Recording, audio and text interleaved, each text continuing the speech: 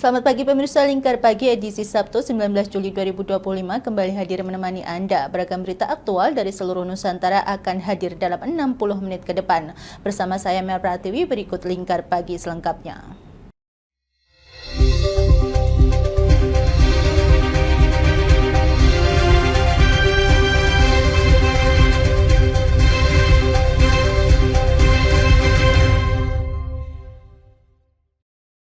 Mengawali berita pertama pemirsa, Dinas Perdagangan dan Perindustrian Kabupaten Pati menyebut stok beras di pasaran dalam kondisi stabil dan harga relatif aman, meski marak isu kenaikan harga beras yang melonjak.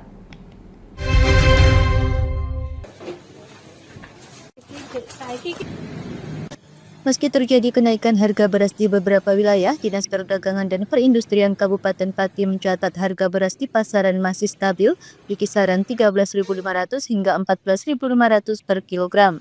Pelaksana tugas Kepala Dinas Bakti Junior Isroni menyampaikan stok beras untuk kebutuhan 3 bulan ke depan tergolong aman. Pemerintah daerah juga telah menyalurkan beras SPHP ke Pasar Seleko, Ronggowangsan, dan Puri. Ke depan, pihak dinas akan melakukan pemantauan kualitas beras di pasaran untuk memastikan peredaran beras sesuai dengan standar kualitas yang tertera. Dengan hari ini, informasi terakhir harga beras masih dalam kondisi normal, baik itu beras premium maupun medium. Kisaran harga berapa Pak ini? Kisaran harga di 14.000 yang premium. Okay. Data 3 pok yang kami peroleh dari 10 pasar daerah Kabupaten Pati kan mereka setiap hari mengirimkan data tersebut up to date. Kalau mungkin ketersediaan stoknya seperti apa Pak di pasaran mungkin? Kalau ketersediaan sampai hari ini insya Allah aman. Ini diprediksi sampai bulan depan masih aman ya Pak ya? Insya Allah masih aman. Kurang lebih mungkin 3 bulan ke depan kita berharap insya Allah masih aman. Ketersediaan beras. Pak ini kan marak itu insya Allah kita minggu depan mau mengadakan kegiatan monitoring di lapangan di beberapa pasar karena dengan pengecer kita mau cek apakah ada informasi tersebut yang beredar di lapangan. Perkiraan dicek berapa pasar? Sementara kita rencanakan 3 pasar nanti acak dulu, nanti kita sepanjangkan sidak. Ia menambahkan masyarakat tidak perlu panik. Disdakperin akan menindak tegas apabila ditemukan ketidaksesuaian kualitas beras di pasaran. Dari Pati, Mutia Parasti, Lingkar TV melaporkan. Dari Pati kita beralih ke Semarang pemirsa. Badan Pusat Statistik mencatat per Februari 2025 angka pengangguran di Jawa Tengah mengalami penurunan tipis, yakni menjadi 4,33%. Meski demikian, pemerintah terus berupaya menekan angka pengangguran dengan menawarkan berbagai program kepada masyarakat, mulai dari balai latihan kerja hingga pembukaan pendaftaran magang ke Jepang.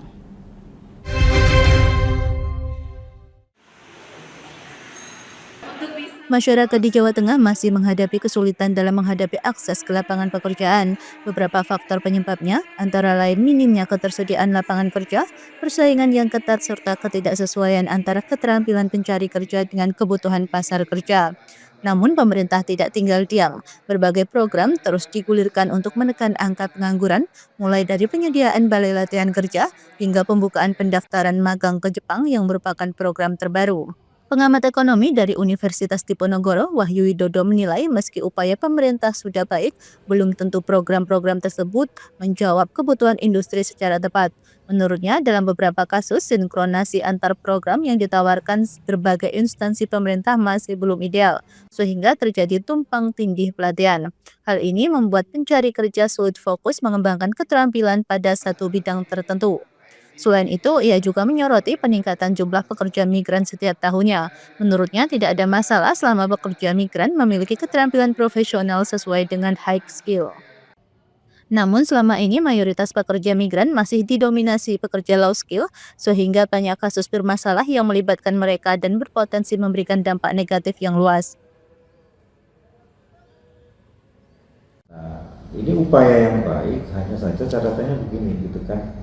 Kita perlu ada assessment efektivitas dari semua apapun namanya PLK itu gitu ya yang ada gitu kan, apakah menjawab problem statementnya. Artinya begini, apakah menjawab kebutuhan dunia industri gitu kan. Nah kalau tidak, ya akan dunia industri tidak akan semudah itu menyerap gitu kan. Itu kenapa kemudian beberapa perusahaan besar itu malah melakukan semacam ini ya, kayak vertical integration itu, tetapi bukan dari sisi produk tetapi dari sisi SDM. Dia memiliki vokasi sendiri gitu. Karena apa? Karena dengan seperti itu dia bisa memanage dengan baik kebutuhan tenaga kerja yang memang dibutuhkan, dan itu juga difasilitasi oleh pemerintah sebenarnya. Nah ini yang maksud saya, BLK yang dari lembaga manapun ya, maksudnya dari instansi pemerintah manapun, ya harus menjawab problem statement apa yang dibutuhkan sih gitu kan, dan di level mana itu yang paling banyak dibutuhkan. Nah kalau seperti itu akan jauh lebih efektif gitu kan. Dalam banyak kasus itu kan mungkin beberapa kasus memang sinkronisasi program-program seperti ini antar instansi pemerintah itu yang koordinasinya masih belum begitu ideal gitu kan. Sehingga kadang-kadang tumpang tindih. Ini sudah dikasih pelatihan di sini, dikasih pelatihan di sana juga dengan objek yang sama gitu kan. Ini klasik sekali sebenarnya. Oke, terus apa lagi? Pekerja migran ini kan jumlahnya bertambah setiap tahun ya, apalagi sekarang banyak banget yang istilahnya hopeless gitu loh Pak, buat kerja di dalam negeri karena mungkin lapangan kerjanya sedikit, terus income yang didapat juga sedikit Pak. Ini kan banyak juga yang akhirnya memutuskan untuk bekerja di luar negeri. Itu berarti sebagai tanda kalau pemerintah kita tuh nggak bisa menyediakan lapangan kerja yang layak, atau memang circumstance-nya kayak gitu sih Pak? Nah ini harus dilihat dari perspektif yang lebih luas ya. Satu sisi sebenarnya kalau saya memandang itu pekerja migran itu tidak masalah selama dia ekspor ya.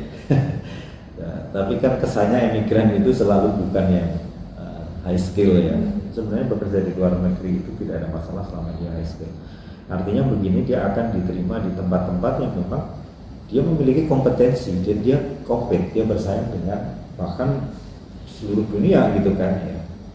Misalkan di perusahaan migas atau perusahaan yang lain, IT atau yang lain, tidak masalah. Nah hanya kan yang terjadi di kita itu kan mayoritas low skill ya, jadi dengan keahlian yang rendah, yang itu cenderung menjadi kesannya menjadi negatif. Saya menjadi negatif karena begitu banyaknya kasus yang melibatkan pekerja migran yang itu ininya tidak baik kasusnya gitu kan. Dari Kota Semarang, Risti Sahrul, Lingkar TV melaporkan. Pemirsa, sebanyak 1.337 jamaah haji asal Kabupaten Kendal tahun 2025 telah kembali dengan selamat. Namun 2 jamaah meninggal dunia di Tanah Suci karena sakit. Suatu keberangkatan tercatat ada 1.339 calon jamaah haji yang diberangkatkan.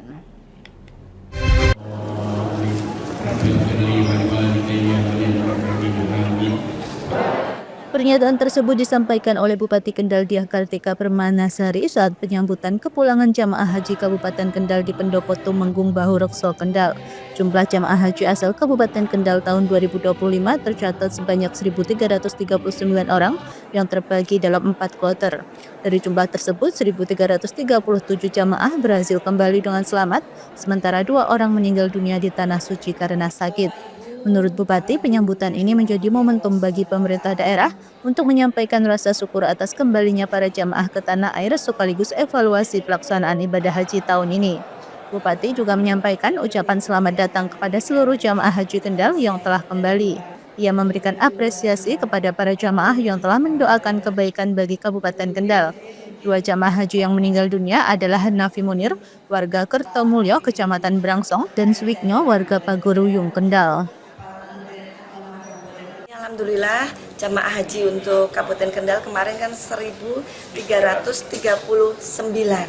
dan yang meninggal ini ada 2. Alhamdulillah nih pada hari ini kita bisa bersilaturahmi dan dengan seluruh jemaah haji yang ada di Kabupaten Kendal ini. Mungkin ada pesan bagi jamaah haji yang baru ini. Ya tentunya setelah ini mendapatkan gelar apa ya nyebutnya, kepulangan haji ini, tentunya para jemaah haji akan menjadi pribadi yang lebih istiqomah, menjadi pribadi yang lebih mulia, yang tentunya harapan kita semuanya bisa memberikan kemanfaatan untuk sesama dan tentunya menjadi teladan bagi masyarakat. Sebagai bagian dari upaya berkelanjutan, pemerintah Kabupaten Kendal bertekad meningkatkan pelayanan haji di tahun-tahun mendatang agar para jamaah dapat beribadah dengan lebih tenang. Ia juga mengajak para jamaah yang telah kembali untuk bergabung dengan Ikatan Persaudaraan Haji Indonesia Kabupaten Kendal sebagai wadah mempererat silaturahmi. Pemerintah Kabupaten Kendal telah menyediakan kebutuhan seperti akomodasi, transportasi, konsumsi, petugas keamanan, petugas medis, dan petugas haji. Penyambutan juga diisi dengan pengajian dan doa bersama untuk keselamatan dan keberkahan seluruh masyarakat Kabupaten Kendal. Dari Kendal, Jawa Tengah, Wahyudi Lingkar TV melaporkan. Pemirsa, kerusakan jalan di sisi barat dan selatan Pasar Rembang selama ini menjadi keluhan para pedagang dan pembeli. Kini keluhan itu tak lagi berlanjut karena pemerintah Kabupaten Rembang bergerak cepat. Janji Bupati untuk segera memperbaiki jalan langsung direalisasikan dengan target pengaspalan rampung dalam 1 hari agar aktivitas jual beli di pasar tidak terganggu.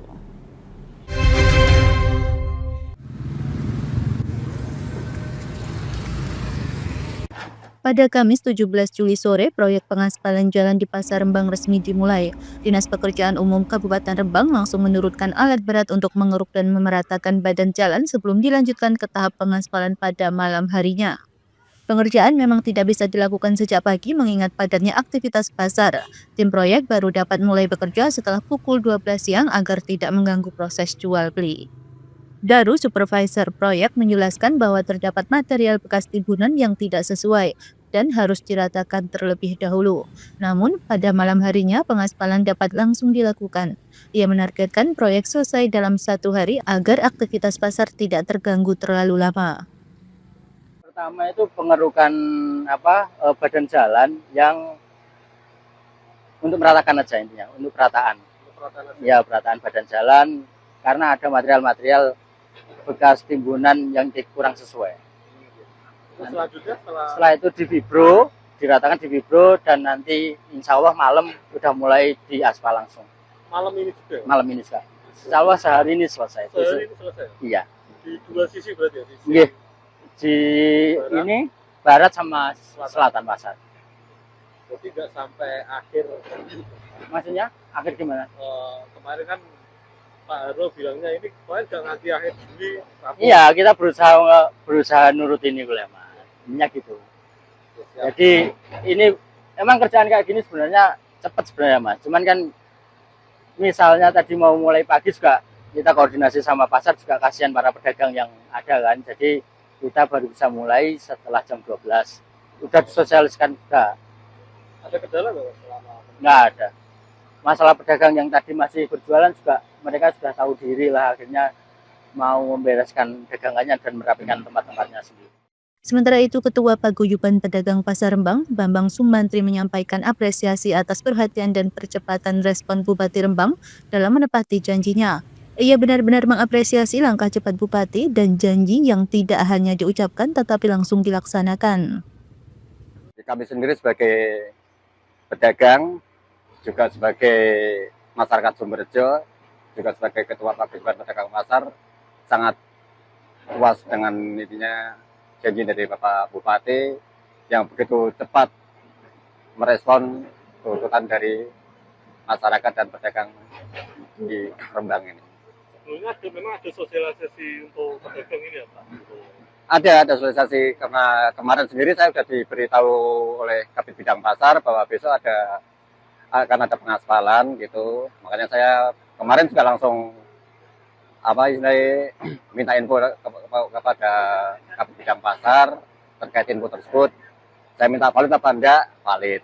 Nah, tadi siang sekitar jam 11 kita juga diberitahu bahwa insya Allah nanti jam 12-an alat-alatnya udah mau masuk gitu.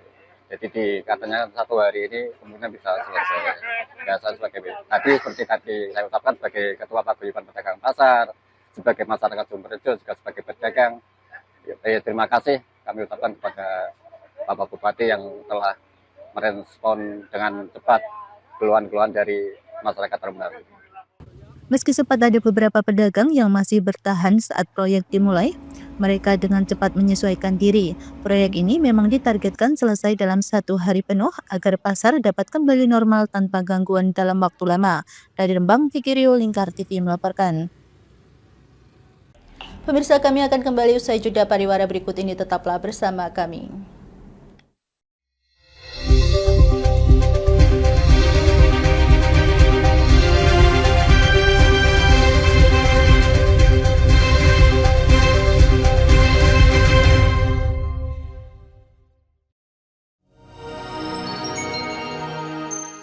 Selain si retinol ini, kalau gitu ngomongin retinol, apa sih dok sebenarnya retinol itu? Bagus nih programnya. Yang saat ini ya kayaknya sudah beberapa tahun yang Wah, lalu. boleh banget nih ditonton setiap hari. Meanwhile,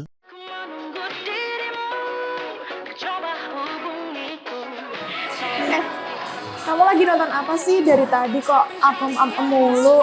Ini loh lagi nonton program Cantik Sehat di Lingkar TV. Bagus banget nih programnya. Oh ada ya program kayak gitu? Ada loh di programnya di Lingkar TV. Kamu udah tahu kan Lingkar TV? Belum. Kan belum tahu Lingkar TV.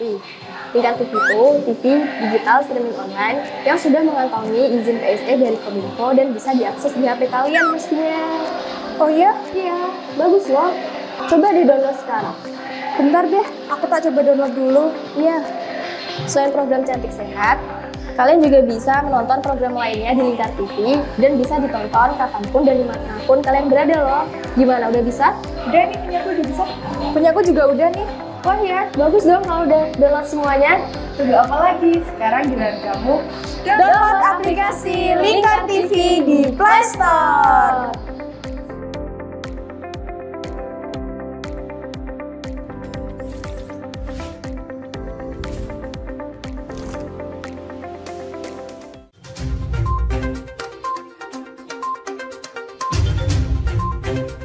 Merangkum semua peristiwa sebagai berita yang penuh fakta.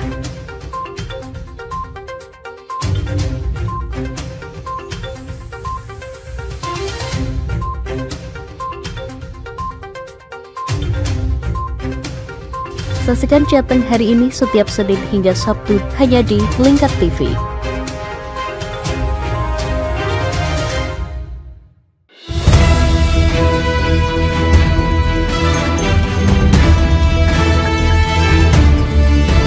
Menemani pagi Anda dengan menyajikan berita nasional dan regional yang dikupas secara akurat dan aktual untuk awali hari. Dalam Lingkar Pagi, setiap Senin hingga Sabtu jam 8 pagi hanya di Lingkar TV.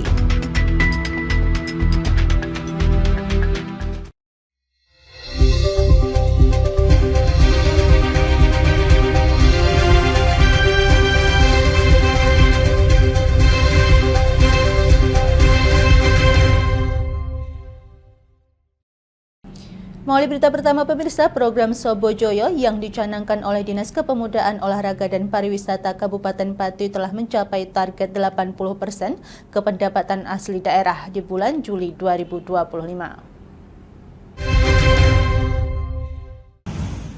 Ajakan untuk menjadikan Stadion Joyokusumo sebagai ruang publik aktif terus digencarkan Dinas Kepemudaan, Olahraga dan Pariwisata Kabupaten Pati melalui program Sobojoyo. Langkah ini ditempuh untuk memberikan kemudahan akses olahraga bagi masyarakat dengan mengusung tagline Sustainable, Open, Beautiful, dan Optimal.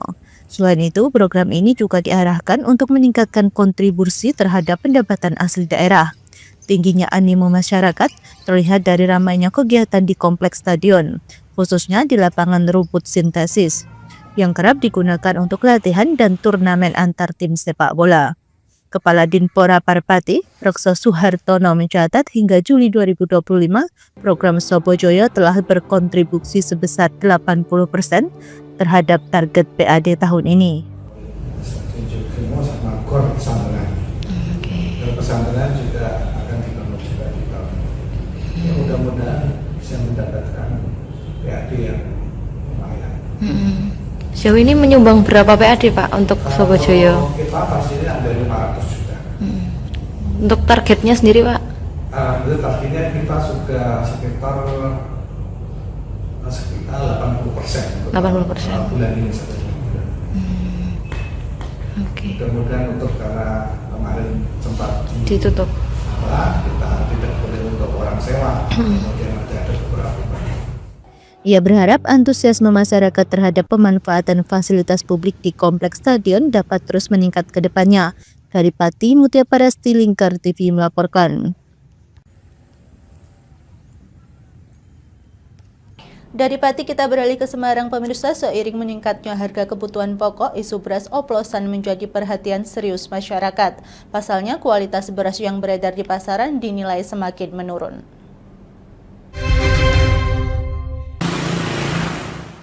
Menanggapi isu beras oplosan, Wali Kota Semarang Agustina Wilujeng Pramestuti menegaskan bahwa ia akan segera memperketat pengawasan peredaran beras. Menurutnya, praktek pengoplosan merugikan masyarakat dan tidak bisa dibiarkan. Langkah ini diambil untuk memastikan mutu dan kandungan gizi dari beras yang beredar di pasaran tetap terjaga, sehingga masyarakat mendapatkan beras yang layak konsumsi.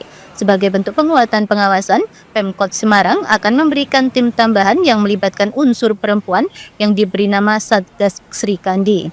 Tim ini akan berperan aktif dalam memperkuat operasi pasar dan pengawasan lapangan. Wali Kota menambahkan jika ditemukan praktek pengoplosan beras dalam skala besar dan terstruktur, maka pelakunya dapat dijerat dengan sanksi hukum sesuai perundang-undangan yang berlaku, karena telah merugikan masyarakat secara luas.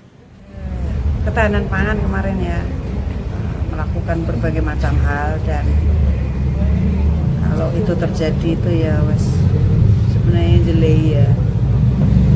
Wong Satgas Pangan itu sudah di mana-mana, dan yang ketangkap itu ya banyak, kok ya masih ada ya.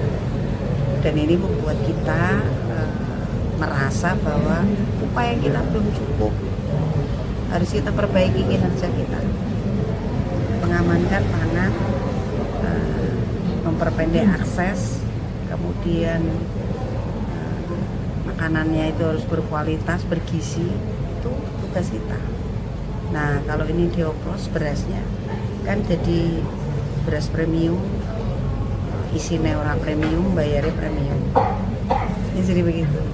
Beras wis kudune bubukan, jadi diakhir kan biasanya itu nanti kalau nggak diproses ya diberikan kepada pakan-pakan ternak, terus tiba-tiba dioplos dengan beras biasa. Padahal itu nutrisinya sudah berkurang jauh.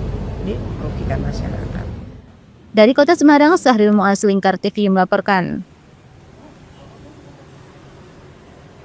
Pemirsa, revitalisasi Benteng Fort William I atau Benteng Pendem yang berada di Ambarawa, Kabupaten Semarang hingga kini masih dalam tahap pertama pengerjaan. Setelah revitalisasi selesai, Pemkab Semarang berharap benteng yang berdiri sejak tahun 1834 itu dapat menjadi destinasi wisata edukasi di wilayah Kabupaten Semarang.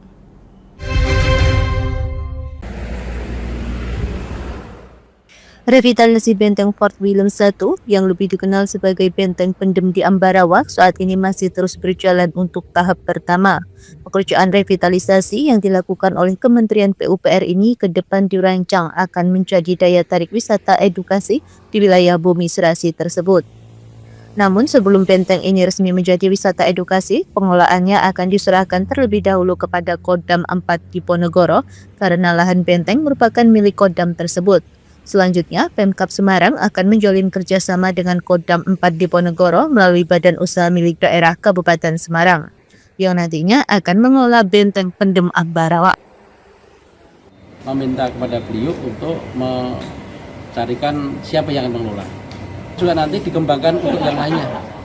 Nah, itu saat ini juga ada peninggalan yang bersejarah di sana. Harapan kami juga nanti dikembangkan misalnya wisata edukasi di bidang pertanian dan lain sebagainya, kan tempatnya strategis sekali. William atau Benteng Pendem ini kan ada di Ambarawa. Di sekitar Bawen, Ambarawa juga banyak pariwisata dan juga yang utama ada Setol. Setol nanti kan di samping pasar hewan Ambarawa, tepatnya di Bawen ini kan nanti kan dekat sekali dengan Benteng William. Artinya ini nanti menambah destinasi wisata baru. Harapan kita juga nanti UMKM di Kota Semarang juga bisa tertampung di sana. Yang ketiga juga tenaga kerja juga bisa tertampung di sana. Dan tentunya nanti juga ada penambahan untuk pendapatan asli daerah kita berupa pajak. Tidak hanya ditargetkan sebagai destinasi wisata edukasi saja, tapi Benteng Fort William I ini juga akan difungsikan di bidang lain. Salah satunya sebagai lokasi pengembangan pemasaran produk UMKM Kabupaten Semarang, mengingat lokasi dan akses jalan benteng yang strategis dan sangat potensial untuk dikembangkan sebagai pusat berbagai bidang usaha. Dari Kabupaten Semarang, Hesti Imaniar, Lingkar TV melaporkan.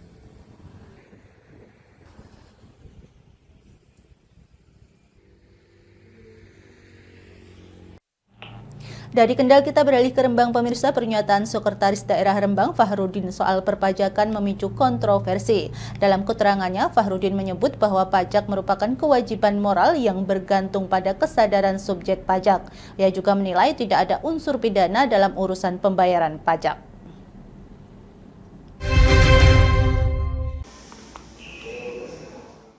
Polemik perpajakan di Rembang terus menuai kontroversi, terutama setelah munculnya data laporan hasil pemeriksaan BPK yang mencatat piutang pajak mencapai 36,4 miliar rupiah. Dari jumlah tersebut, yang paling disorot adalah pajak bumi dan bangunan senilai 25,4 miliar, serta pajak pertambangan atau mineral bukan logam dan batuan sebesar 10,5 miliar rupiah.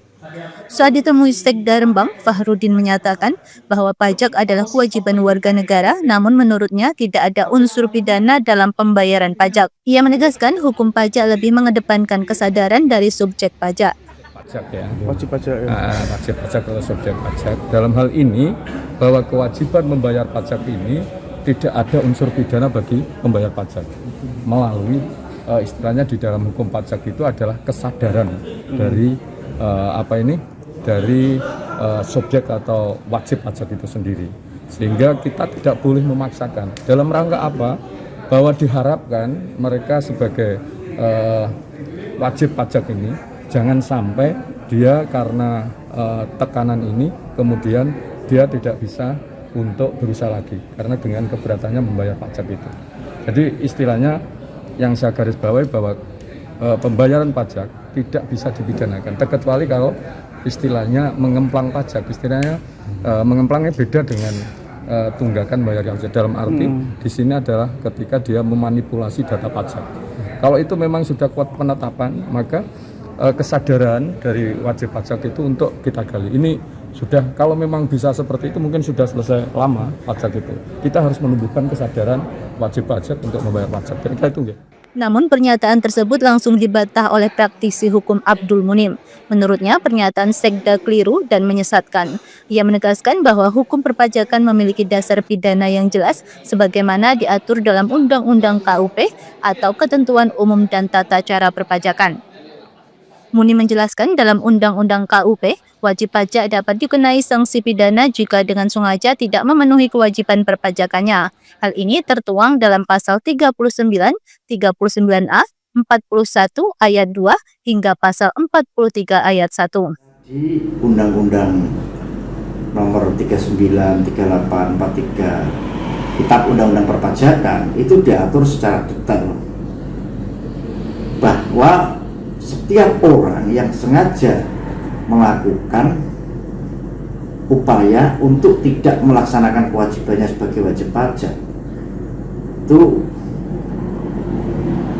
masuk dalam kategori pelaku kejahatan dan ada diatur di dalam undang-undang tindak pidana. Walaupun secara spesifik di KUHP itu tidak diatur, tapi di dalam undang-undang perpajakan ini diatur secara detail. Pidana, Mas. Ini sudah dianggap perbuatan tindak pidana kejahatan perpajakan namanya.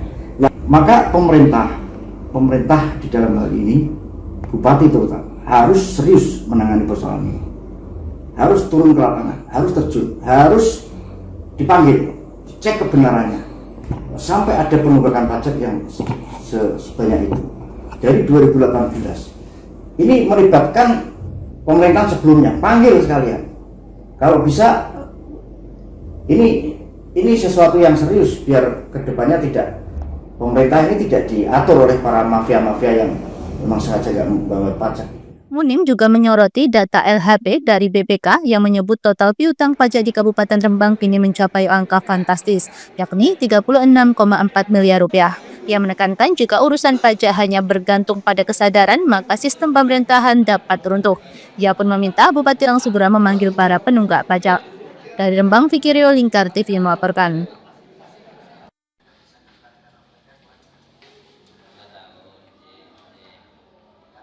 Pemirsa, kami akan kembali usai jeda pariwara berikut ini, tetaplah bersama kami.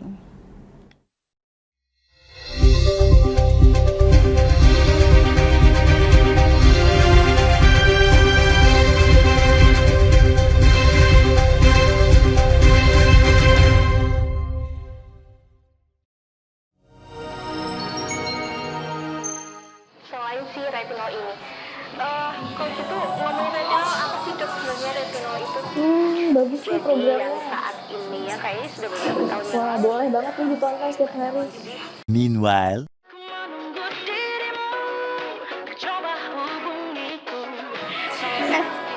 Kamu lagi nonton apa sih dari tadi kok apem-apem mulu? Ini loh lagi nonton program Cantik Sehat di Lingkar TV. Bagus banget nih programnya. Oh, ada ya program kayak gitu? Ada loh di programnya di Lingkar TV. Kau udah tahu kan Lingkar TV? Belum. Kan belum tahu Lingkar TV. Lingkar TV itu TV digital streaming online yang sudah mengantongi izin PSE dari Kominfo dan bisa diakses di HP kalian mestinya. Oh iya? Iya, bagus loh. Coba di-download sekarang. Bentar deh, aku tak coba download dulu. Iya. Selain program Cantik Sehat, kalian juga bisa menonton program lainnya di Lingkar TV dan bisa ditonton kapanpun dan dimanapun kalian berada loh. Gimana, udah bisa? Udah nih, punyaku udah bisa. Punyaku juga udah nih. Wah ya, bagus dong kalau udah download semuanya. Tunggu apa lagi? Sekarang giliran kamu download aplikasi Lingkar TV di Play Store.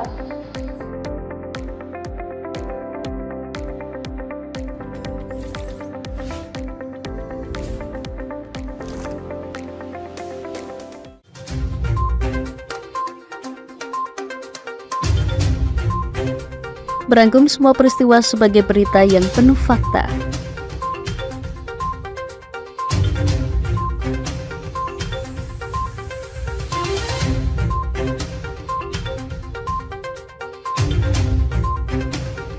Saksikan Jateng hari ini setiap Senin hingga Sabtu hanya di Lingkar TV.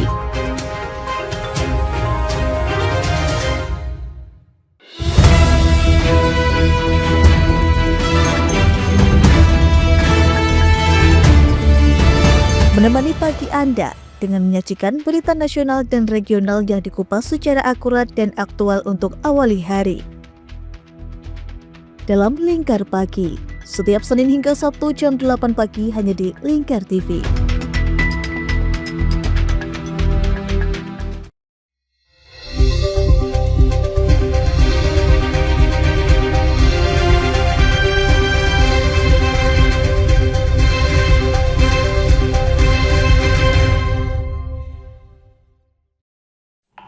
Terima kasih pemirsa, Anda masih bersama kami. Pemirsa, sebanyak 25 unit becak listrik mulai disalurkan kepada para tukang becak di Kota Pekalongan oleh Yayasan Gerakan Solidaritas Nasional. Program ini merupakan bagian dari target distribusi 70.000 unit becak listrik dalam 2 tahun. Pada tahap awal ini, bantuan diprioritaskan bagi tukang becak lanjut usia, khususnya yang berumur di atas 60 tahun.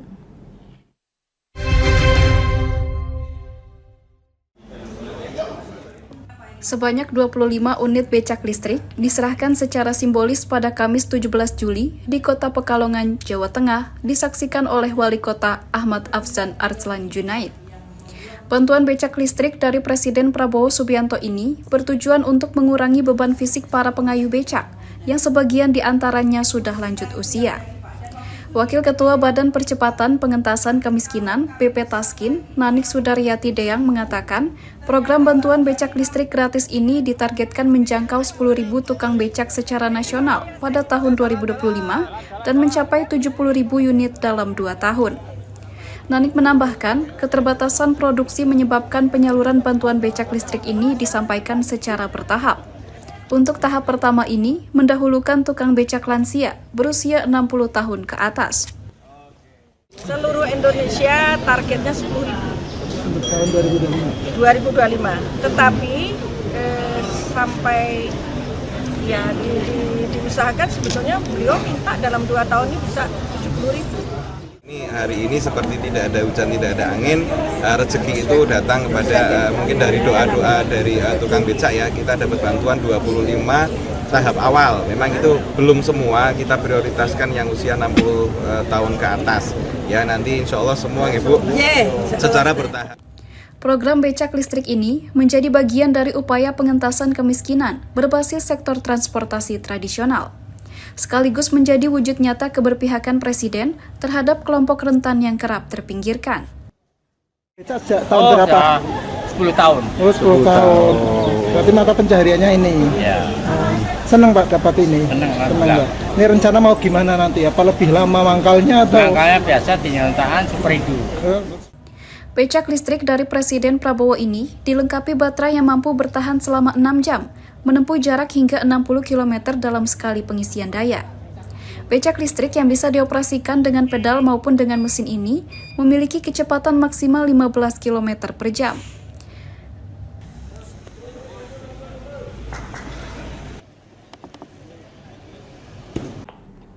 Pemirsa, Polri mengungkap praktek penambangan batu bara ilegal di kawasan konservasi Ibu Kota Nusantara Kalimantan Timur yang telah berlangsung sejak 2016. Luas bukaan tambang telah mencapai 160 hektar dan diperkirakan menyebabkan kerugian negara mencapai sedikitnya 5,7 triliun rupiah. Aparat Kepolisian Republik Indonesia Polri membongkar praktik penambangan batu bara ilegal di kawasan konservasi Ibu Kota Nusantara IKN Kalimantan Timur Kaltim. Direktur Direktorat Tindak Pidana Tertentu Badan Reserse Kriminal Dir.Ditipidar Bareskrim Polri, Brigadir Jenderal Polisi Brigjen Pol Nunung Syaifuddin di Surabaya, Kamis 17 Juli mengungkap penambangan ilegal batu bara di Taman Hutan Raya Tahura Soeharto, Kecamatan Samboja, Kabupaten Kutai, Kertanegara itu berlangsung sejak tahun 2016. Hingga kini, bukaan tambang tercatat telah mencapai seluas 160 hektar. Selama ini hasil penambangan batu bara ilegal tersebut dikumpulkan dalam stockroom untuk dikemas menggunakan karung, kemudian didistribusikan lewat jalur laut menggunakan kontainer melalui Terminal Pelabuhan Kaltim Karyangau Terminal KKT Palembang, tujuan Pelabuhan Tanjung Perak, Surabaya. Terungkap kontainer berisi batu bara dari hasil tambang ilegal yang didistribusikan telah diberikan dokumen resmi oleh 2 perusahaan pemegang izin usaha pertambangan operasi produksi, yaitu MMJ dan BMJ yang berkantor pusat di Kutai Kertanegara. Sementara polisi telah menetapkan 3 orang tersangka, masing-masing berinisial YH dan CH selaku penjual, serta MH sebagai pembeli untuk dijual kembali. IKN merupakan marwah dari pemerintah. Jadi kita harus clear dan cleankan, tidak ada lagi kegiatan-kegiatan ilegal khususnya penambangan yang ada di kawasan IKN. Kerugian negara dari kegiatan penambangan ilegal di kawasan konservasi IKN ditaksir mencapai 5,7 triliun rupiah. Brigjen Pol Nunung menyatakan proses penyidikan masih berlangsung dan dipastikan segera menetapkan banyak tersangka lainnya. Mulai dari otak pelaku hingga para penadahnya yang kemungkinan dapat dijerat dengan pasal tindak pidana pencucian uang TPPU selain dengan pasal 161 Undang-Undang Nomor 3 Tahun 2020 tentang mineral dan batu bara.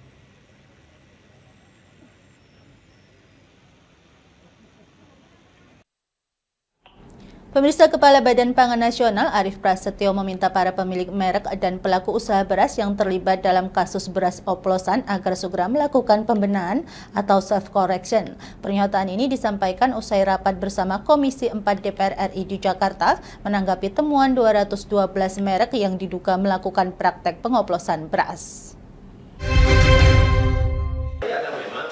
Kepala Badan Pangan Nasional Bapanas meminta sejumlah pengusaha atau pemilik merek beras yang terseret kasus pelanggaran mutu hingga pengoplosan beras untuk segera melakukan self-correction atau penanganan mandiri oleh masing-masing pihak. Usai rapat bersama Komisi 4 DPR RI di Kompleks Parlemen Jakarta, Kamis 17 Juli, Kepala Bappenas Arief Prasetyo mengatakan permintaan tersebut sudah disampaikan langsung kepada sejumlah pengusaha atau CEO perusahaan beras. Ya, saya kemarin bertemu dengan beberapa CEO dari perusahaan-perusahaan yang namanya teman-teman media juga ada gitu ya. Di situ saya jelaskan seperti yang saya jelaskan saat ini ya. Jadi tolong self correction, semuanya cek, masing-masing punya quality control, masing-masing punya quality assurance. Tolong cek lagi semua barangnya, buktikan cek lab dari masing-masing produk mereka ya, dari surveyor yang independen. Lebih lanjut, Bappenas juga mengimbau perusahaan yang terseret kasus beras oplosan untuk menurunkan harga jual di pasaran, khususnya harga beras dengan kualitas yang tidak sesuai. Sebanyak 212 merek beras ditemukan oleh Kementerian Pertanian telah melakukan pelanggaran mutu hingga pengoplosan beras. Hal tersebut terungkap setelah Kementerian Pertanian melihat adanya anomali kenaikan harga beras di kalangan konsumen.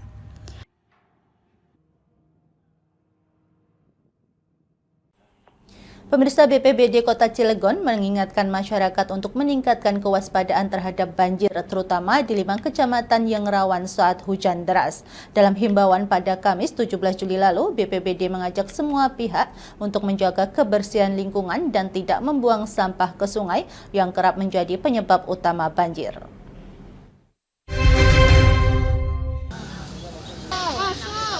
Sejumlah sungai di wilayah Kota Cilegon, Banten, seperti Sungai Medaksa dan Sungai Pasar Keranggot, yang kondisinya memprihatinkan lantaran dipenuhi sampah sisa rumah tangga yang dibuang begitu saja di aliran kali.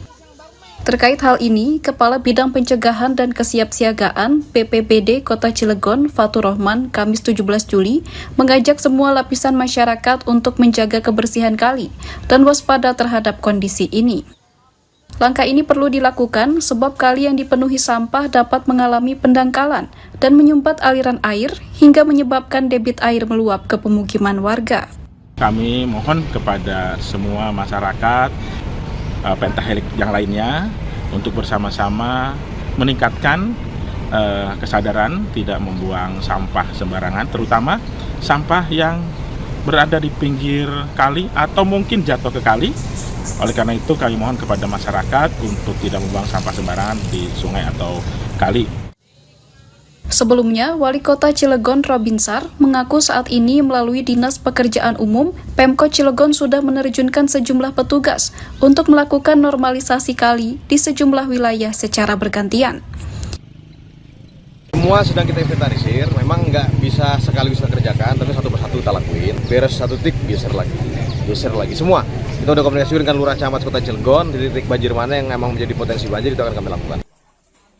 Saat ini, titik rawan banjir di wilayah Kota Cilegon terdapat di 5 kecamatan, yakni Kecamatan Cibeber, Kecamatan Merak, Jombang, Kecamatan Grogol, dan Kecamatan Purwakarta. Melalui upaya kesiapsiagaan dan pencegahan yang dilakukan oleh semua pihak, diharapkan dapat mencegah terjadinya bencana banjir serta meminimalisasi dampak yang dapat ditimbulkan.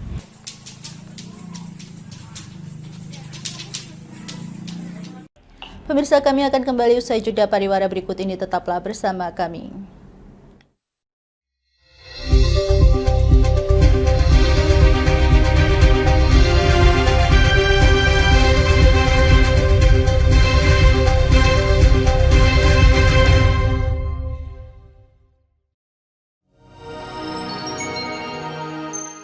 Selain si retinol ini, kalau gitu ngomongin retinol, apa sih dok sebenarnya retinol itu? Bagus nih programnya. Yang saat ini ya kayaknya sudah beberapa tahun yang Wah, boleh banget nih ditonton setiap hari. Meanwhile,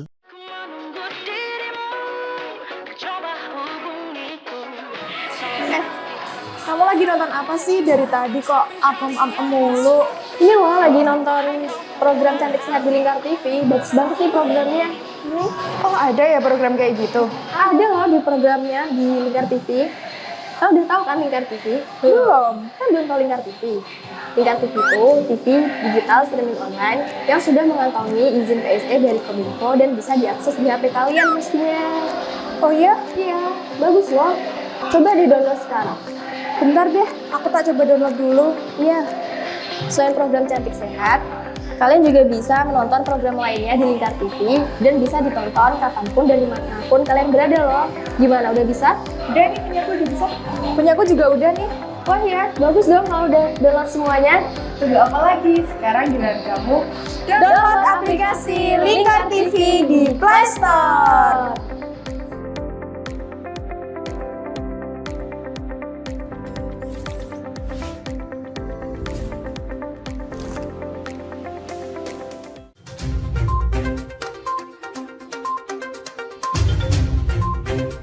Merangkum semua peristiwa sebagai berita yang penuh fakta.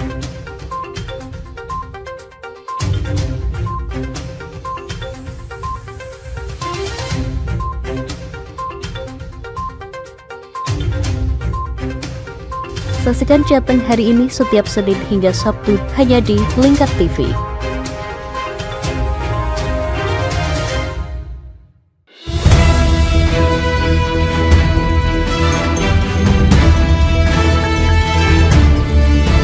Menemani pagi Anda dengan menyajikan berita nasional dan regional yang dikupas secara akurat dan aktual untuk awali hari. Dalam Lingkar Pagi, setiap Senin hingga Sabtu jam 8 pagi hanya di Lingkar TV.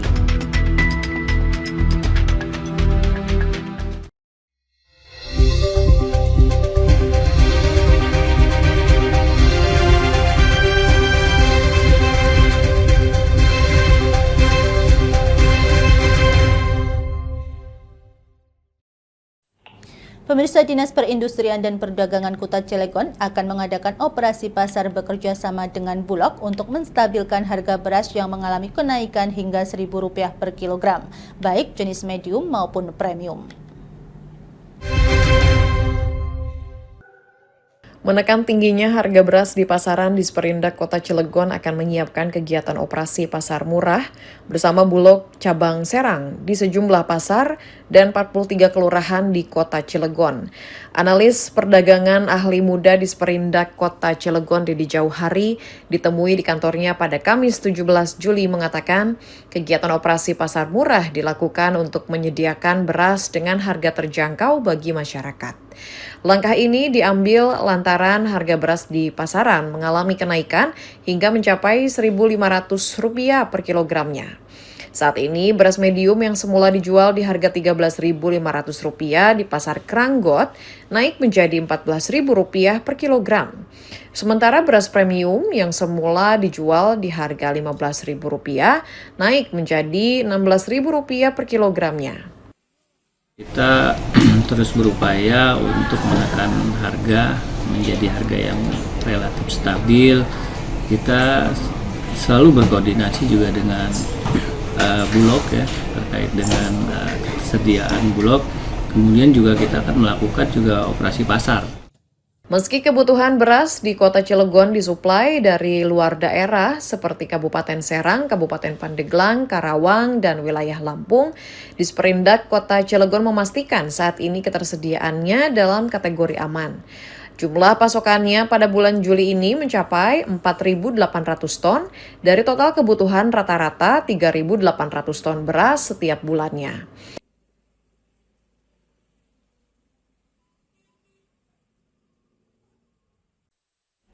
Pemirsa, pemerintah Provinsi Kalimantan Selatan menargetkan pencetakan 3.000 hektar sawah hingga 2025. Saat ini baru terrealisasi sekitar 1.500 hektar. Untuk mengejar target tersebut, Pemprov telah menggandeng 64 rekanan penyedia alat berat yang masing-masing menyediakan hingga 20 unit. Selain itu, dibentuk tim terpadu yang melibatkan pemerintah pusat provinsi ke kabupaten, kota, serta TNI, Kejaksaan, dan Satgas Pangan untuk mengawasi dan mengevaluasi program ini. Bisa mencapai kopla. Pemerintah Provinsi Kalimantan Selatan melalui Dinas Pertanian dan Ketahanan Pangan menggelar rapat koordinasi pengoptimalan lahan dan cetak sawah sebagai langkah konkret dalam mempercepat program swasembada pangan nasional. Rakor dihadiri Dirjen Prasarana dan Sarana Pertanian Kementan, Andi Nur Alamsyah, PLT Dirjen Lahan dan Irigasi Pertanian Kementan Hermanto, TNI, dan satuan kerja terkait di Banjarbaru, Kamis 17 Juli. Kepala Dinas Pertanian Ketahanan Pangan DPKP Kalsel, Syamsir Rahman menegaskan keseriusan Pemprov Kalsel dalam mengawal program kegiatan pengoptimalan lahan oplah dan cetak sawah. Pada program cetak sawah, Kalsel mendapatkan target sebesar 30.000 hektar dan hingga kini dilaporkan baru terrealisasi sebesar 1.500 hektar. Syamsir tetap optimistis Kalsel dapat mengejar target tersebut hingga akhir 2025. Sebagai upaya percepatan program cetak sawah tersebut, Syamsir menyebut Pemprov Kalsel telah menggandeng rekanan pemilik alat berat sebanyak 64 perusahaan. Itu kita nanti secara serentak setelah kita kontrak, mereka tinggal turunkan alat dalam rekanan, siap tidak siap mereka sudah harus bekerja. Target kita, kalau mereka ada 20 alat, satu hari satu alat 1 hektar. Berarti satu hari mereka dapat 20 hektar. Kalau mereka dapat 200 hektar, nah berarti kan tinggal mudah tuh 20 hari 1 hektar, 10 hari, setengah bulan lah paling lambat. Yang cepat gerakannya kita tambah lagi, kamu kerja di sini lagi. Demi mengawal program pengoptimalan lahan dan cetak sawah terlaksana sesuai dengan yang diharapkan, pada rakor ini juga disepakati pembentukan tim terpadu lintas instansi yang bertugas melakukan pengawasan hingga evaluasi secara ketat terhadap pelaksanaan program. Tim terpadu melibatkan pemerintah pusat, provinsi, kabupaten kota, TNI, Kejaksaan, dan Satgas Pangan yang akan turun langsung ke tingkat kabupaten kota dan dipimpin oleh kepala daerah setempat, didampingi unsur provinsi dan pusat. Kita sudah diingatkan oleh BPK. Pemirsa, pilot helikopter SGI Air Bali, Kapten Munawar Fatoni mengungkapkan kendala cuaca yang dialami saat proses evakuasi warga negara Belanda dari kawasan Gunung Rinjani pada Kamis 17 Juli sore. Proses pendaratan helikopter di sekitar Danau Segara Anak, Taman Nasional Gunung Rinjani sempat terganggu akibat kondisi cuaca yang tidak mendukung. Proses evakuasi warga negara asal Belanda, Sarah Tamar van Hulten, dilakukan via udara oleh tim SAR gabungan Kantor SAR Denpasar dan Mataram menggunakan helikopter SGI Air Bali. Selain pilot dan kru dari Denpasar, helikopter juga membawa dokter dari klinik Nusa Medika. Pilot helikopter SGI Air Bali, Kapten Munawar Fatoni mengungkapkan, helikopter berangkat dari helipad Benoa, Denpasar pukul 15.45 waktu Indonesia Tengah. Helikopter tiba di lokasi evakuasi Danau Segara Anak pukul 16.41 waktu Indonesia Tengah. Pilot mengungkapkan proses pendaratan sempat mengalami kendala cuaca. Medan ini adalah pegunungan, kemudian lokasinya juga cukup ekstrim, kemudian tempat landing yang tidak dipersiapkan. Yang tadi kami alami adalah perubahan cuaca yang cukup signifikan. Jadi sebelum kami berangkat, kami memantau lewat satelit, ternyata cukup bagus. Tetapi begitu sampai di lokasi, karena lokasinya berada di lembah, masih tertutup kabut. Jadi kami berputar-putar mencari cerah untuk bisa ke area penjemputan tersebut. Kepala Kantor SAR Denpasar, Inyoman Sidakarya menambahkan, selain mengevakuasi korban, helikopter juga membawa pendamping korban. Tim evakuasi kembali mendarat di Denpasar pada pukul 17.29 waktu Indonesia Tengah. Selanjutnya landing di helipad SGI Air Bali ini pada pukul 17.29 waktu Indonesia bagian tengah dan langsung ditangani oleh dokter dari Poliklinik Nusa Medika dan langsung dievakuasi menuju rumah sakit BIMC Kuta dengan menggunakan ambulan Nusa Medika menuju ke rumah sakit tersebut. Dan kondisi sampai dengan saat ini masih sehat dan ada luka-luka di kepala dan sudah langsung ditangani didampingi oleh dokter Poliklinik Nusa Medika tersebut. Sidakarya menjelaskan, korban yang berusia 26 tahun itu terjatuh di jalur Pelawangan Sembalun menuju Danau Segara Anak. Pemirsa, tim penyidik pidana khusus Kejaksaan Tinggi Papua melakukan penggeledahan di rumah seorang pegawai Bulog Wamena di Jayapura terkait kasus dugaan korupsi penjualan cadangan beras pemerintah subsidi. Kasus ini mencakup periode 2020 hingga 2023 dan diperkirakan menyebabkan kerugian negara lebih dari 80 miliar rupiah. Subsidi tersebut seharusnya digunakan untuk menjaga stabilitas harga pangan. Kejaksaan Tinggi Papua kembali mendalami kasus dugaan tindak pidana korupsi dalam penjualan cadangan beras pemerintah atau CBP yang merupakan beras bersubsidi untuk keperluan stabilitas harga pangan. Kasus dugaan korupsi tersebut terjadi di kantor Bulog Wamena, Jayawijaya, Papua Pegunungan, periode tahun 2020 hingga 2023 lalu. Kejati Papua telah menggeledah rumah kediaman staf keuangan dan administrasi pegawai Bulog Wamena di Jayapura, Papua pada Kamis 17 Juli. Usai penggeledahan, Asisten Tindak Pidana Khusus Kejati Papua, Nixon Mahuse, mengatakan petugas telah menyita sejumlah barang terkait seperti dokumen transaksi serta catatan, distribusi beras, uang, laptop, dan flash disk, serta beberapa dokumen pendukung lain. Nixon menyampaikan dari hasil perhitungan sementara penyidik, kerugian negara dari kasus ini ditaksir mencapai 80 miliar rupiah.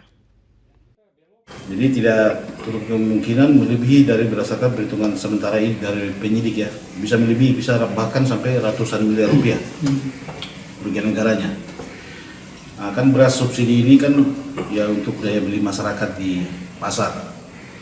Ya, beli daya beli karena dijual itu berkisaran subsidi itu mereka jual ke mitra yang harganya 8.900 jual ke mitra 11 sampai dengan 15.000 rupiah. Kejati Papua telah memeriksa 12 orang saksi dan menyita telepon genggam milik para saksi serta data transaksi rekening koran dari beberapa saksi terkait alur transaksi uang distribusi beras yang dipermasalahkan. Pemeriksaan juga dilakukan terhadap rekening penampung uang haram yang sengaja dibuka oleh Bulog Wamena. Nixon menegaskan dalam waktu dekat Kejaksaan Tinggi Papua akan menetapkan para tersangka dalam kasus dugaan korupsi tersebut. Pemirsa, Lingkar Pagi berakhir sampai di sini. Jangan lupa saksikan Lingkar Siang setiap hari Senin hingga Sabtu pukul 13 waktu Indonesia Barat hanya di Lingkar TV. Saya Mia Pratiwi, mewakili kru yang bertugas pamit undur diri. Selamat pagi dan selamat beraktivitas.